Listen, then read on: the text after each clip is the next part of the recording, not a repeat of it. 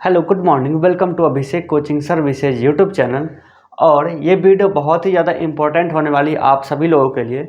ALP का CBT2 exam आने वाली है, इसके अलावा टेक्नीशियन एग्ज़ाम है, जेई एग्ज़ाम है, या फिर रेलवे का सभी एग्ज़ाम के लिए ये नियम लागू होता है। तो आइए जानते हैं रेलवे परीक्षा के लिए पूरा सिलेबस रिवाइज कैसे करें।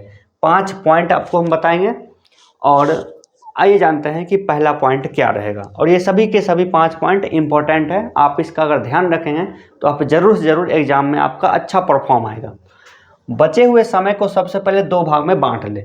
जैसे कि अभी ALP CBT2 एग्ज़ाम में लगभग 2 महीने का समय है, तो यानी 60 दिन, इसको हमको 30 दिन और 30 दिन में डिवाइड करना है। तो पहला 30 दिन को एक जगह रखेंगे और दूसरा जो 30 दिन है इसको फिर से हमको 15 दिन और 15 दिन में डिवाइड करना है। ये नियम सीख गए।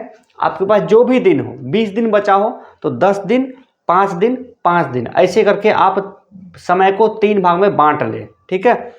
उसके बाद पैटर्न के अनुसार रूटीन बना ले।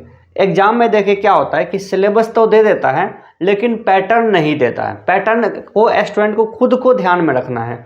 पैटर्न का मतलब ये हुआ कि हमारा ये सब्जेक्ट में से इतना टॉपिक है। कोई भी मान लीजिए सब्जेक्ट है, जैसे मान लीजिए करंट अफेयर्स है, करंट अफेयर्स का 10 क्वेश्चन मान लीजिए आ रहा है एग्जाम में, तो 10 क्वेश्चन है और करंट अफेयर्स में लगभग बहुत सारा टॉपिक है, बहुत बिल्कुल अनंत है ये करंट अफेयर्स। तो उसको 10 नंबर का अगर पूछ रहा है तो 10 नंबर के हिसाब से ही उसको टाइम देंगे। ज़्यादा फोकस वहाँ पे करना है जहाँ से हमको ज़्यादा नंबर आएगा। जैसे मान लीजिए कि 100 नंबर में मैथ में से पूछ रहा है क्वेश्चन 30, तो 30 क्वेश्चन पूछ रहा है तो 30 चैप्टर है मैथ में। 30 चैप्टर पढ़ने पे 30 नंबर आ रहा है, तो हमको मैथ को सबसे पहले वरीयता देना है, सबसे पहले वैल्यू देना है मैथ को। फिर रीजनिंग आता है, फिर साइंस आता है, यानी अपने पैटर्न के अनुसार। यानी देखिएगा कि जिस सब्जेक्ट में से ज़्यादा क्वेश्चन आ रहा है उसको पहले पढ़ लेना है। ठीक है। उसके बाद पैटर्न के अनुसार आप लोग रूटीन बना ले। और इसके अनुसार आप रूटीन कैसे बनाना है, जैसे कि आपके पास सुबह और शाम का समय मिलता है, तो ऐसा करिए, सुबह में या तो मैथ पढ़ लेंगे या तो रीजनिंग पढ़ लेंगे या तो दोनों पढ़ लेंगे। शाम को या तो GS पढ़ लेंगे या तो साइंस पढ़ लेंगे या तो करंट अफेयर्स पढ़ लेंगे या फिर तीनों पढ़ लेंगे। इस तरह से आप रूटीन बना लीजिए। अगर आपके पास 3 समय मिलता है, तो आप सुबह में पढ़ते हैं, दोपहर पढ़ते हैं, शाम में पढ़ते हैं, तो 3 सब्जेक्ट है तो 3 सब्जेक्ट को इस तरह से रख लीजिए। ठीक है। एक टाइम में बस एक ही सब्जेक्ट पढ़िए तो ज़्यादा बेहतर रहेगा।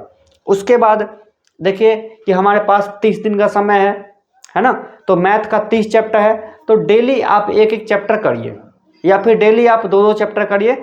एक चैप्टर पढ़िए, फिर पीछे का रिवाइज करिए थोड़ा सा, फिर आगे पढ़िए। इस तरह से यानी कि 30 दिन का समय बच गया, 30 चैप्टर है तो डेली आप एक एक चैप्टर करते जाइए या फिर एक चैप्टर पढ़िए आगे और एक चैप्टर पीछे रिवाइज करिए। इस तरह से ये है नियम, बेस्ट नियम है और इसके अनुसार आपको तैयारी भी होते रहेगा। अब देखिए, अब बीच दिन में कभी छूट जाए तो अगले दिन उसको दोबारा से पढ़ लीजिए या फिर अगले दिन आपको ज़्यादा पढ़ना पड़ेगा। आगे देखिए, टाइमर लगाकर रिवाइज करें। अब देखिए एग्जाम में क्या होता है कि टाइमिंग का इशू होता है। ज़्यादातर स्टूडेंट को जो है टाइम नहीं बच पाता है। वो मान लीजिए 100 क्वेश्चन पूछ रहा है तो 90 क्वेश्चन जाते जाते, 85 क्वेश्चन जाते जाते उसका टाइम हो जाता है ख़त्म। क्वेश्चन तो सभी को आता है लेकिन उसके पास टाइम नहीं बचता। तो एग्ज़ाम में आपको क्वेश्चन के अलावा आपके पास टाइम मैनेजमेंट का हुनर होना चाहिए, तो आप 90% स्टूडेंट को पीछे छोड़ देंगे बस। तो जब भी आप रिवाइज करें तो टाइमर लगा दीजिए। आप समय घड़ी रखिए सामने में या फिर मोबाइल पर टाइमर लगा लीजिए।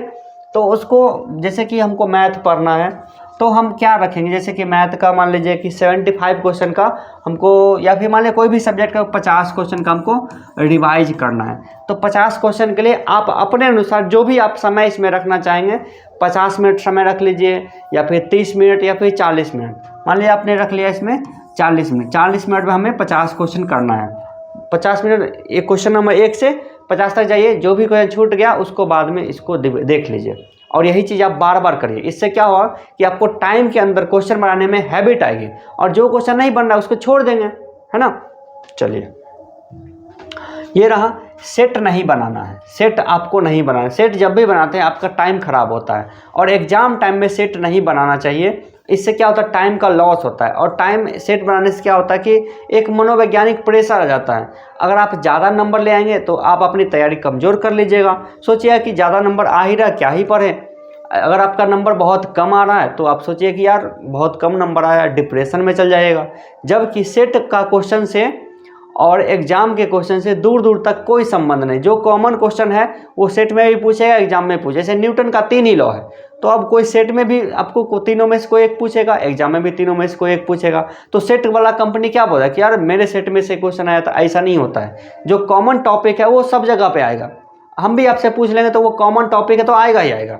तो कॉमन टॉपिक हो या फिर डीप से हो, जो भी हो, तो सेट में जरा सोचिए कि सेट में 2 घंटा में आप 100 क्वेश्चन कवर करिएगा, लेकिन आप वही 2 घंटा में आप पूरा 4, 5, 6 चैप्टर का रिवाइज कर लीजिएगा, तो ये हमारे लिए बेहतर लगेगा। उसके बाद सेट के जगह पे, सेट नहीं बनाने करके सेट के जगह पे आप पुराना क्वेश्चन बैंक पढ़ लीजिए, क्वेश्चन बैंक पढ़ लीजिए। तो क्वेश्चन में ओरिजिनल क्वेश्चन बैंक पढ़िएगा, तो इससे क्या होगा, आपको अंदाज़ा मिल जाएगा कि क्वेश्चन जो पीछे वाले एग्जाम में जो क्वेश्चन इस टाइप के पूछा है, लेकिन पिछला क्वेश्चन से इस क्वेश्चन का भी ज़्यादा कुछ फ़ायदा है नहीं। लेकिन आपको एक बार जानकारी मिल जाएगी क्वेश्चन किस तरह से सेट होता है, किस टॉपिक में से ज़्यादा क्वेश्चन आ रहा है, आपको पैटर्न की जानकारी मिल जाएगी। हमने देखा है कि बहुत सारे शिफ्ट में एग्जाम हो रहे हैं, तो किसी शिफ्ट में आसान क्वेश्चन आता है, किसी शिफ्ट में हार्ड क्वेश्चन आता है।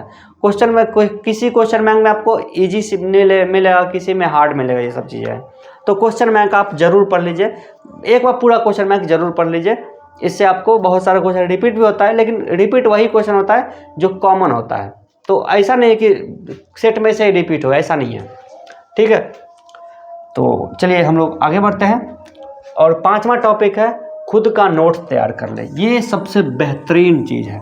ये आपके पास आ गई तो आपका दुनिया का कोई भी ताकत आपको रिजल्ट लेने से नहीं रोक सकता। देखिए क्या होता है, आप जब भी रिवाइज करें, हो सकता है कोई कॉमन क्वेश्चन आ जाए, हो सकता है कोई फॉर्मूला आ जाए जिसको आप बार बार भूलते हैं या बार बार कंफ्यूज होते हैं, या फिर वो बहुत ज़्यादा इंपॉर्टेंट हो। उसको आप एक पतला सा कॉपी लीजिए और एक ही कॉपी में सभी सब्जेक्ट को लिखिए, मैथ भी लिखिए, रीजनिंग भी लिखिए, साइंस भी लिखिए, हर एक चीज़ लिखिए जो आपको नहीं आता हो, जो आपके लिए इम्पोर्टेंट हो, जो आपको हमेशा कन्फ्यूज करता हो, उस कॉपी को लिखिए। उसको किसी के साथ शेयर मत कीजिए, नहीं तो हो सकता है आपके नोट्स को देख करके कोई आपका दोस्त जो है आपका मजाक उड़ा देगा। वो सोचेगा यार इतना आसान आसान क्वेश्चन तुम लिख कर याद करता, तुम क्या ही एग्जाम देगा, तुम तो एग्जाम फेल हो जाए। इसलिए वो जो आपके पास जो भी नोट्स होगा उसको आप छुपा के रखिए, बिल्कुल किसी से शेयर मत कीजिए या फिर उसका जिक्र ही मत कीजिए। आपको जो क्वेश्चन नहीं आ रहा है उसको हम लिख लेंगे, मैथ का फॉर्मूला हमको बार बार भूल जा रहे हैं उसको लिख लेंगे, उसको 2-3 बार पढ़ेंगे तो रिवाइज हो जाएगा, याद हो जाएगा। तो अब इसमें क्या होता है कि सभी किताब को मिला करके इतना मोटा आपको बनेगा। तो ये पूरा का लेकर के आप एग्जाम सेंटर पे तो नहीं जा सकते, लेकिन आप एग्जाम सेंटर पे मान लीजिए गए हैं, मान लीजिए आप 2 दिन पहले चल गए या फिर 1 दिन पहले चल गए, किसी रिलेटिव के यहाँ रुके हुए हैं, तो पूरा किताब में से आप 1 घंटे में पूरा किताब उल्टाना पॉसिबल नहीं होता। लेकिन आपको पास एक पतला सा नोट्स है तो पूरा नोट्स आप उल्टा के देख सकते हैं, ये सब जो हम लिखे हैं। और बिल्कुल गारंटी के साथ कर रहा हूँ कि आप अगर ऐसा सभी टॉपिक के साथ कर लिए तो आपका रिजल्ट बन जाएगा बिल्कुल, क्योंकि रिवाइज का बहुत बड़ा रोल होता है और आपके अंदर एक पॉजिटिव शक्ति आ जाएगी। इस क्वेश्चन को पढ़े हैं, नहीं पढ़े हैं, नहीं आ रहा है, तो हमको बस नोट्स में तो है लिखा हुआ, उसको हम देख के लेंगे। तो ये बहुत बेहतरीन चीज़ है, बोनस पॉइंट है। आप खुद का नोट्स तैयार कर लीजिए, भले ही आप हमारा नोट्स भी लिए हुए हैं, लेकिन फिर भी हमारे नोट्स के अंदर से भी आप नोट्स तैयार करके खुद का नोट्स लिख लीजिए हर एक सब्जेक्ट के लिए, और वैसा नोट्स जो आपको बस कंफ्यूज करता हो, ठीक है।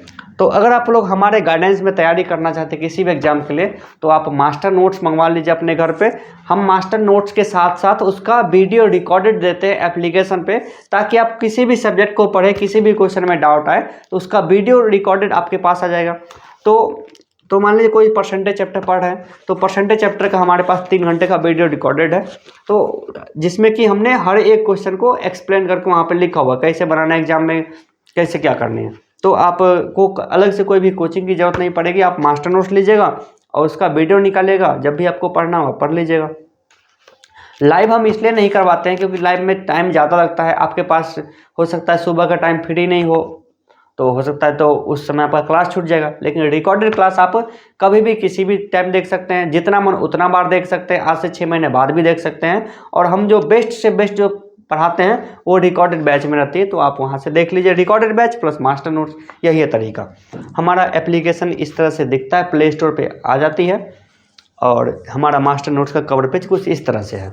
तो आप जिस भी एग्जाम के लिए चाहिए आपको मिल जाएगी मास्टर नोट्स। आप हमें ऑर्डर करने के लिए इस नंबर पे कांटेक्ट कर लीजिए। इसके अलावा कुछ और आपको पूछना हो तो आप हमें कांटेक्ट कर सकते हैं। Thank you so much. आपको फिर से मिलते हैं किसी और वीडियो में।